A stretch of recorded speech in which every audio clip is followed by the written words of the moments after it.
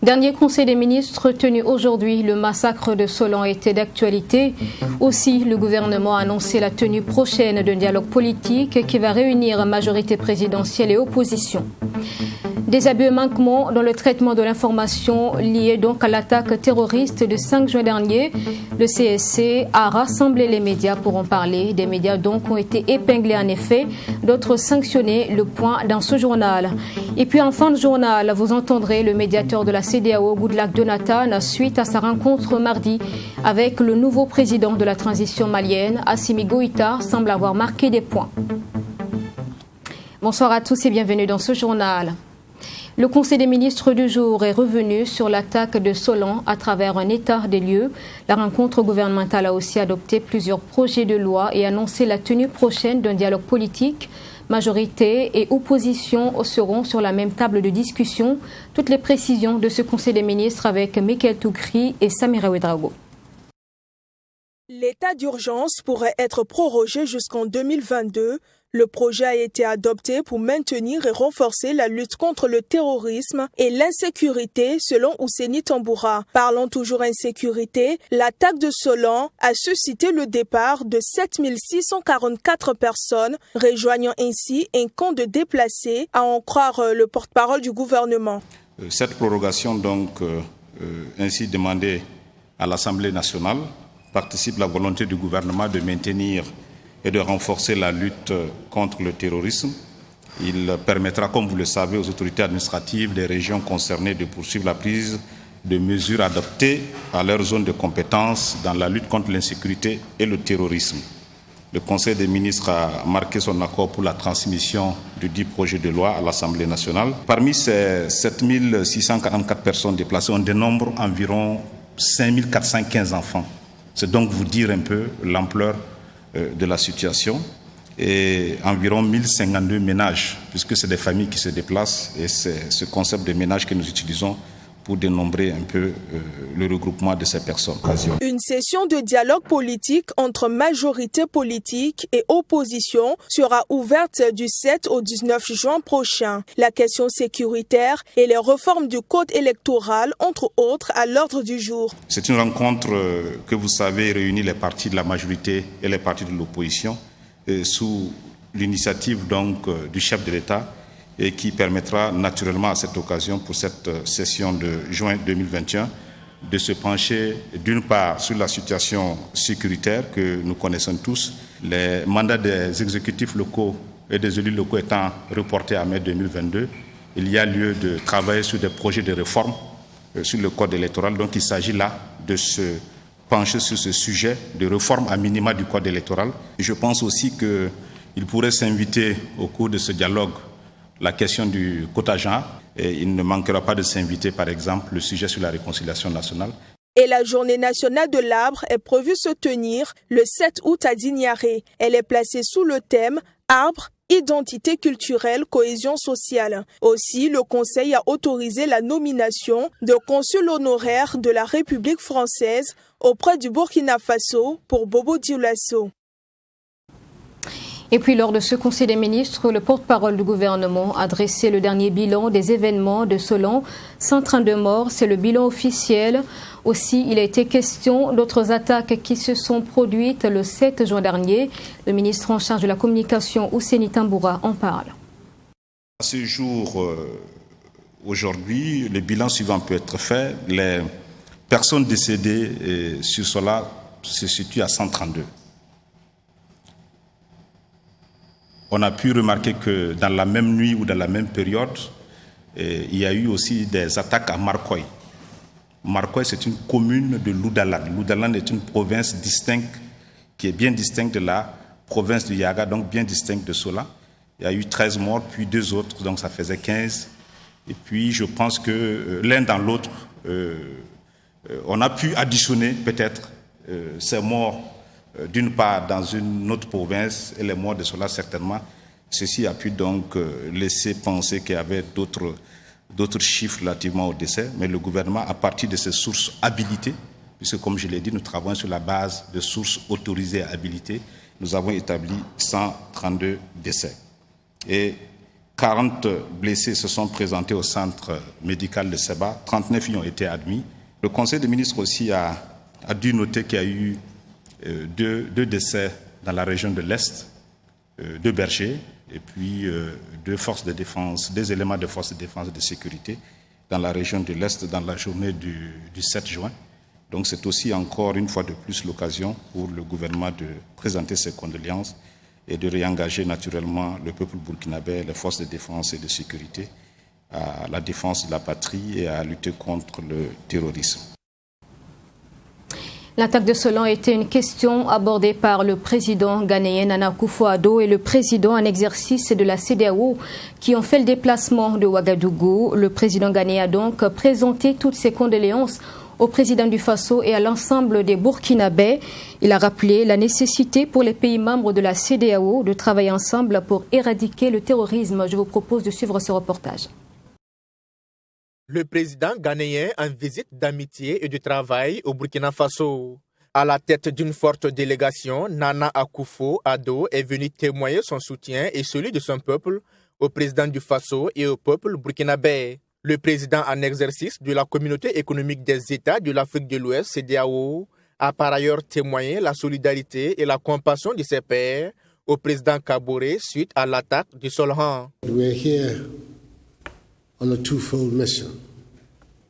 One is the president. Je suis là à ma qualité non seulement de voisin du Burkina Faso, mais également à ma qualité de président en exercice de la CEDEAO pour témoigner notre solidarité et notre soutien au Burkina Faso dans cette situation difficile. Il est évident que si nous ne nous mettons pas ensemble, nous n'arriverons pas à éradiquer le terrorisme.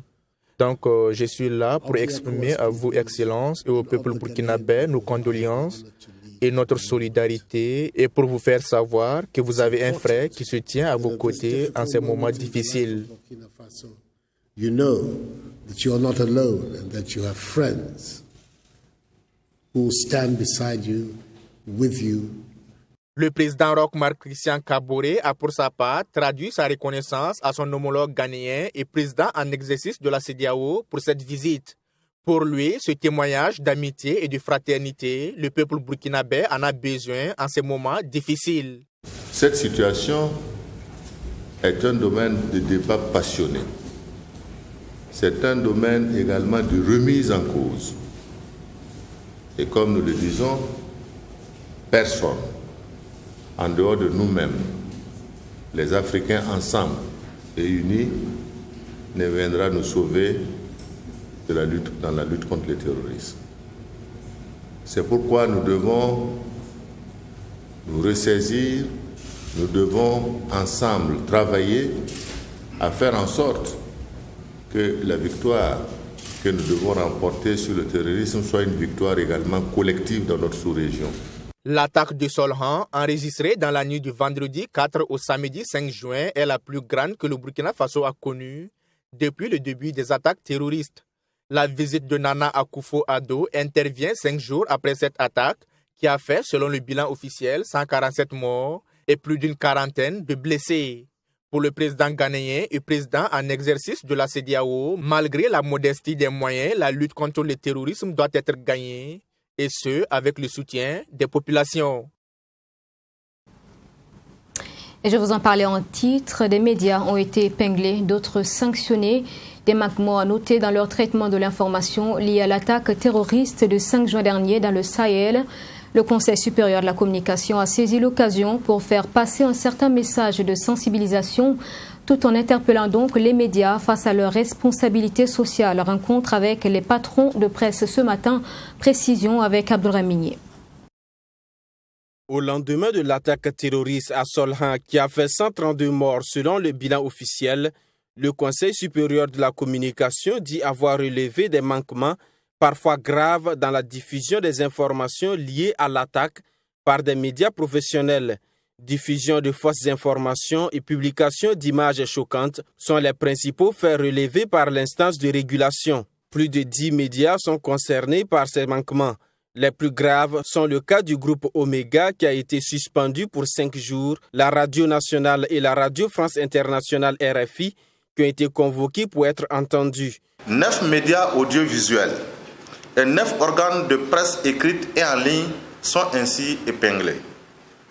La direction de la Radio Nationale et de la Radio France Internationale ont été convoqués pour audition dans la perspective des décisions qui seront prises les concernant. De telles informations peuvent avoir des conséquences multiples.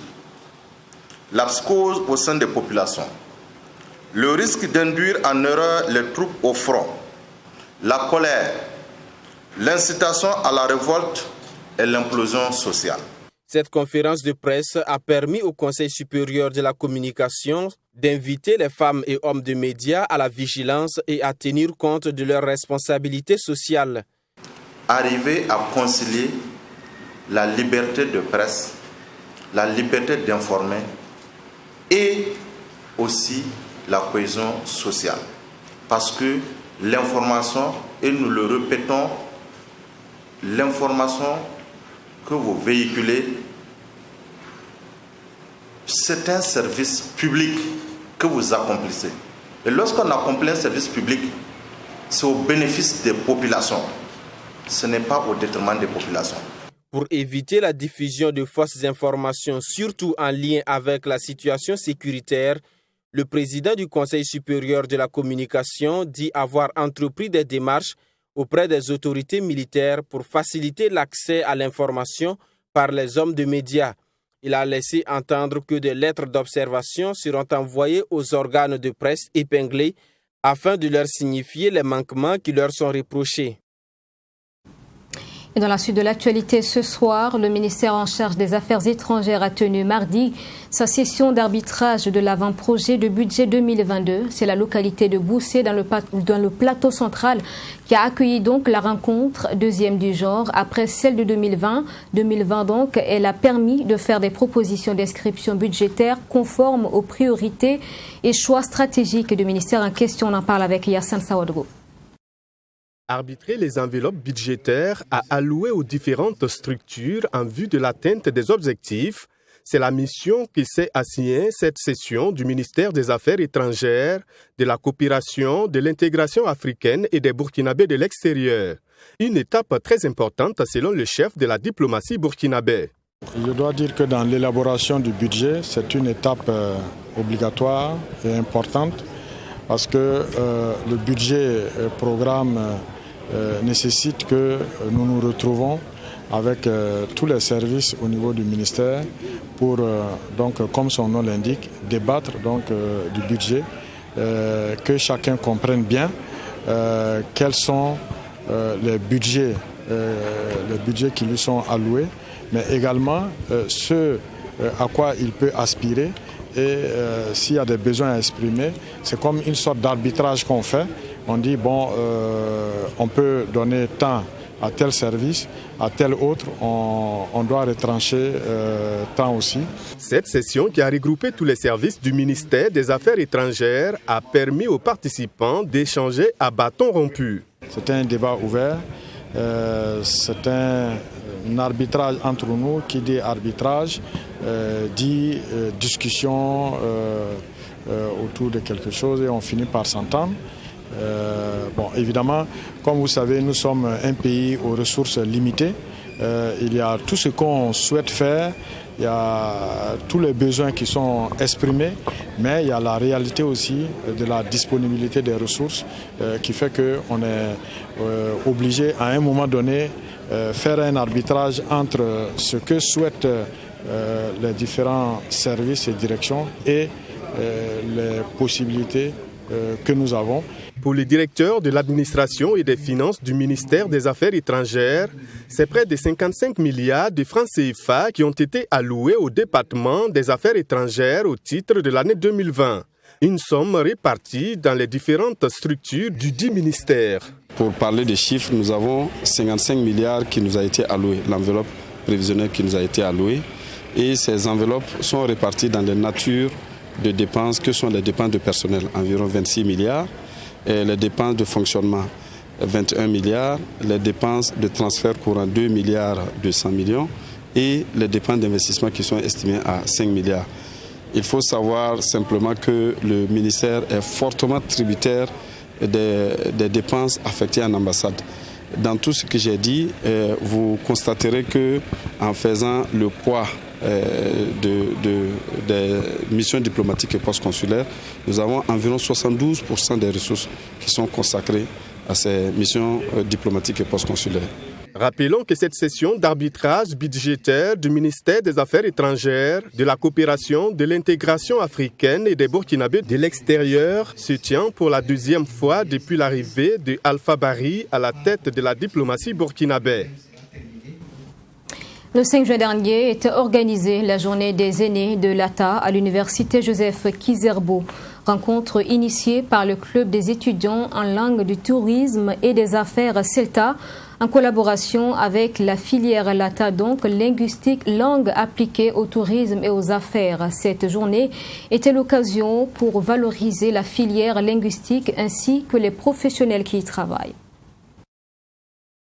Placé sous le thème 15 ans d'expérience dans la formation des cadres polyvalents pour les entreprises et institutions, acquis, défis et perspectives, cette journée dédiée aux anciens étudiants de la filière LATA, département de la faculté de lettres, arts et communication de l'université Joseph Kizerbo, a réuni plusieurs et différents promotionnaires pour un partage d'expérience. Ce sera un moment de partage privilégié, un moment de partage intergénérationnel, des moments de mise en réseau aussi, donc de réseautage, pour permettre aux étudiants du moment de faire connaissance avec leurs aînés et de profiter des riches connaissances, des connaissances variées de leurs aînés et de profiter évidemment de pouvoir aussi se faire un petit carnet d'adresses autant que possible. La filière des langues appliquées au tourisme et aux affaires de l'UFR-LAC de l'université Joseph Kizerbo de Ouagadougou forme des étudiants professionnels en langues internationales et locales pour une meilleure exécution de leur travail dans le monde des affaires et du travail. Cette filière, LATA, contrairement aux idées reçues, offre différentes opportunités de travail, pas seulement dans l'enseignement, mais aussi dans les institutions internationales, le business, l'entrepreneuriat et dans divers domaines de métier. Cette journée, qui était placée sous la présidence de Dr Valérie Rwamba-Ouetraogo, a été parrainée par Éric Thiemtoré, président du conseil régional du centre, ancien étudiant de la filière LATA. Je suis venu rendre hommage à des enseignants qui m'ont formé dans les années 93 et qui sont toujours à l'université et mieux qui enseignent au niveau de la filière LATA. Et enfin, vous savez que c'est des promotions qui vont sortir et qui ont besoin de savoir qu'est-ce que les premières promotions sont devenues. Donc c'est en cela que nous sommes venus partager nos expériences avec eux, de sorte à leur prodiguer des conseils. Cette journée était une aubaine pour les nouveaux étudiants de s'imprégner à travers leurs aînés des réalités du monde des affaires et du travail. L'organisation de cette journée d'abord est de rendre hommage aux aînés. Et nous savons qu'ils demeurent une source de motivation pour nous. Ils ont été ceux-là même qui ont permis à certains d'aimer d'abord la filière et de s'engager dans cette formation.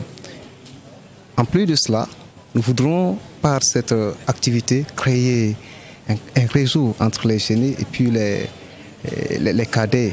Voilà, et toujours garder ce sens de solidarité qui existait aussi entre ces deux générations. Une journée d'hommage aux anciens étudiants de la filière LATA qui a permis aux étudiants actuels d'avoir une vision plus nette des débouchés qui leur sont donnés à travers cette formation. Un reportage signé Adam Khaled Ouedraogo avec la voix de Marie Ango. Le Club des jeunes pour la promotion du leadership et de la culture organisait samedi dernier un panel sur les piliers du leadership, une façon donc de contribuer à rendre plus dynamique la jeunesse. Des députés et organisations y étaient pour partager leur expérience et donner donc des conseils nécessaires à l'accomplissement personnel et sociétal des jeunes. On en parle avec Mamétré Nakamabou. Pendant une journée, les panélistes à cette rencontre avec la jeunesse ont tenu le public en haleine sur le thème « Les piliers du leadership pour une jeunesse dynamique ». Des différentes interventions, il est ressorti les qualités qu'il faut avoir pour qu'un leader puisse être utile dans la société. Aziz Dabo, lui, dans sa communication, a encouragé les jeunes à développer les aptitudes pour devenir un bon leader. Le leader aussi, c'est celui qui, dans un groupe, peut détecter des talents. Il encourage, il pousse, il forme et il fait éclore ces talents. Il vous pousse de telle sorte à ce que vous puissiez vous surpasser, à ce que vous puissiez libérer votre génie créateur. C'est ça un leader. Maintenant, nous en avons besoin. Il y a des gens qui ont ces aptitudes-là. Il faut travailler de telle sorte à ce que ces personnes-là puissent mettre leurs aptitudes-là au service aussi bien des milieux associatifs, au service aussi de toute la nation. Parce qu'il ne faut pas être aussi égoïste en réalité. Quant à Rodrigue Bayala, lui s'est penché sur la question du leadership de la jeunesse. Il s'agit, selon le panéliste, d'influencer positivement les jeunes afin que ces derniers puissent apporter leur contribution pour la construction du Burkina Faso. On voit de plus en plus d'activités culturelles, sportives. Il manque souvent régulièrement des cadres de discussion où les jeunes se retrouvent pour débattre afin que les idées qui s'entrechoquent puissent produire des étincelles qui vont éclairer les chemins. Et vous savez, quand on parle de leadership, c'est dans tous les domaines. Et le leadership pour un jeune, c'est sa capacité à pouvoir contribuer efficacement à l'amélioration d'abord de ses propres conditions de vie et de l'avancement de son pays. La population burkinabé est majoritairement jeune, selon les dernières données de l'Institut national de la statistique et de la démographie. Ce cadre d'échange et de partage a permis aux conférenciers de montrer à la jeunesse la bonne voie à suivre pour réussir dans la société. Nous avons estimé qu'il faut justement toutes ces capacités et l'énergie qu'on a au sein de la jeunesse en termes de leadership, qu'il faut essayer de l'optimiser et de créer un cadre d'échange entre ces jeunes leaders et des exemples de réussite. Nous avons estimé que ce sont des expériences avec des aînés qu'on pouvait en tirer profit. Donc, il était donc nécessaire pour nous d'organiser donc ce cadre d'échange-là pour qu'on puisse justement se parler entre petits frères et grands frères. Ce panel a été initié par le Club des jeunes pour la promotion du leadership et de la culture. À la suite de cette activité, un forum de jeunes africains est annoncé dans les mois à venir par les premiers responsables de la structure. Nos enfants croquent l'assurance. Il s'agit d'un concours initié par Coris Assurance à l'occasion de la célébration de son 10e anniversaire. La compétition a pris fin vendredi dernier à Ouagadougou. Esther Gloria Koulibaly est celle qui a convaincu le jury avec son dessin. Image d'état de la cérémonie de remise de prix dans ce reportage signé Fatima Tanikiema. Une assurance rente éducation d'une valeur de 1 200 000 francs CFA, un kit scolaire d'une valeur de 5 000 francs CFA et une attestation. C'est la cagnotte de Esther Gloria Koulibaly, élève en classe de CM1 à l'école Tampuy A. Elle est la gagnante du concours de dessin dénommé « Nos enfants croquent l'assurance » organisé par Coris Assurance. Mais avant, elle a bénéficié d'une formation sur le thème de l'assurance comme 19 autres élèves. J'ai appris que quand tu es assuré, tu peux faire beaucoup de choses. Exemple, si tu as une voiture et tu es assuré, tu as fait un accident un jour. Si tu avais prévu faire quelque chose avec l'argent et tu as pris ça et réparer la voiture, tu peux venir auprès de l'assurance où tu t'es assuré pour pouvoir récupérer cet argent. C'est un concours qui entre dans le cadre des activités marquant la célébration des 10 ans d'existence de Coris Assurance. Une occasion pour l'entreprise également de rappeler l'importance de l'assurance pour les citoyens. Nous avons fait un constat que l'assurance n'est pas une matière assez connue, assez facilement accessible par tous, et cela aussi en lien avec la culture.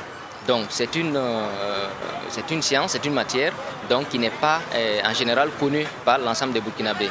Et nous avons voulu jouer notre part en commençant, en initiant déjà les enfants à cette science-là, qui pourtant, au-delà du fait que c'est une matière spécifique qui relève du domaine de l'économie nationale, est également une nécessité. Nos enfants croquent l'assurance a regroupé 20 élèves de 10 écoles relevant de la SEB Ouagadougou, tous des élèves en classe de CM1. Après la formation du 19 mai dernier, ces élèves ont eu une semaine de préparation avant la compétition. Rappelons qu'en plus des attestations, le deuxième et le troisième lauréat ont aussi reçu respectivement des kits scolaires d'une valeur de 75 000 francs CFA et de 50 000 francs CFA. Musique au Burkina, les nouvelles étoiles posent leur marque. Le 12 juin prochain, ce sera au tour donc de Kayawoto de communier avec ses fans qu'il appelle affectueusement les Maholandais, des habitants donc de la Maholande, son pays imaginaire. Pour annoncer les couleurs de cet événement au Palais des Sports de Ouaga 2000, l'artiste et son staff étaient face à la presse hier mardi. Le point dans ce reportage de Ami Valiant qui porte la voix de Mami Drena Kamabou. D'entrée de jeu, le Présidium a demandé 1 minute de silence pour les victimes de l'attaque terroriste de Solhan.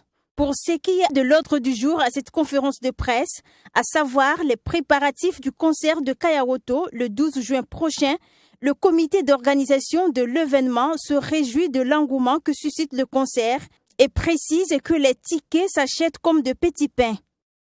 Ce que l'artiste réserve déjà à ce spectacle-là, c'est comme je l'ai dit, ce n'est pas un concert. La plupart du temps, quand on arrive, on voit des concerts. Mais là, ce n'est pas un concert. Parce qu'aucun Maholandais de 19h jusqu'à la fin du concert ne va s'ennuyer. Personne. Les Maholandais de 7 à 77 ans vont s'amuser toute la soirée. Ça, c'est Kayawoto qui l'a dit. Et on va le faire ensemble, ça c'est sûr, il n'y a rien à faire. Le Palais des Sports de Ouaga 2000, lieu choisi pour ce concert, présente des problèmes d'acoustique selon les spécialistes. À cette inquiétude, le comité d'organisation rassure que des dispositions ont été prises et le volet sonorisation du spectacle a été confié à l'un des meilleurs ingénieurs de son d'Afrique de l'Ouest. Pour l'acoustique, effectivement, nous travaillons avec Eliezer. Eliezer qui est, si je l'ai dit, je le confirme, c'est le meilleur, sinon le meilleur des ingénieurs de son du Burkina, de l'Afrique de l'Ouest, hors de nos frontières. C'est que surtout ceux qui ont fait des concerts dans le passé dans cette salle de sport-là, le son que les gens ont pu avoir là-bas, ça sera différent, le son que nous allons donner sera différent du son que les gens ont eu dans cette salle dans le passé. Un accent particulier a été mis sur l'aspect sécuritaire, à en croire le staff de l'artiste Kayawoto. Question sécurité, c'est pour dire que déjà nous, avec ce qui s'est passé au nord du Burkina Faso, on avait déjà une stratégie de sécurité qui était posée. Voilà, bien avant tout ça, mais déjà avec ce qui s'est passé au nord du Burkina Faso, nous avons vu les responsables sécurité, parce que nous ne sommes pas des experts en sécurité. Nous avons approché ceux qui sont en charge de la sécurité ici au Burkina Faso, voilà, pour dire, ok, voici notre concert. On était déjà venu avec une demande par rapport au concert, donc on va voir comment, dans quel cadre on va travailler pour la sécurité du concert. Donc il y aura de la sécurité à l'intérieur de la salle, il y aura de la sécurité hors de la salle, il y aura des patrouilles autour du palais. Plus qu'un concert, c'est un show à l'américaine qui est annoncé le 12 juin prochain. Une série d'activités de communication sera déroulée jusqu'au jour du concert pour convaincre les Maholandais à prendre d'assaut le Palais des Sports de Ouaga 2000 samedi prochain, a précisé les organisateurs. Et puis au Mali, comme je vous l'ai dit en titre, le nouveau président de la transition Assimi Goïta semble avoir marqué des points après sa rencontre avec Goodluck Jonathan mardi, le médiateur donc de la CEDEAO, un peu plus de 10 jours après la suspension du pays de l'organisation. La nomination de Shogel Kokala Maïga au poste de Premier ministre et la promesse d'accompagner, de respecter plutôt le calendrier électoral ont été appréciés par la CEDEAO qui n'exclut plus donc d'accompagner la transition malienne. Je vous propose d'écouter le médiateur de la CEDEAO, Goodluck Jonathan. Because we are regular visitors here since the crisis started last year. Nous sommes des visiteurs réguliers maintenant. Et vous savez qu'il y a un dernier sommet qui a été tenu à Accra dernièrement. Et les chefs d'État ont pris des décisions. Et nous pensons que d'ici là, maintenant, nous pouvons aller vers les élections. Le président de transition a été inauguré hier. Le Premier ministre aussi a été nommé. Et nous sommes venus donc prendre attache avec les deux pour voir comment conduire la transition jusqu'à la fin et tenir les élections en février pour avoir un président au mois de mars. Nous pensons que donc d'ici là, on n'aura plus de problème.